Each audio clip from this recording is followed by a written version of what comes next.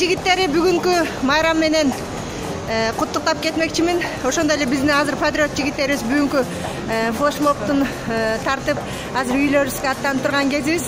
Жалпыңыздар бүгүнкү майрамды жакшы майрамдагыла демекчибиз. Бар болгула кыргызымдын патриот жигиттери, мекенчинде эл бир бололук, бар бололук, ынтымакта бололук.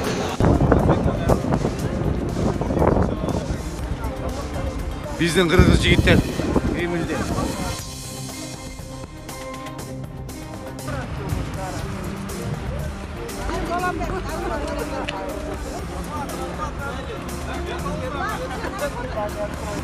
Thank you.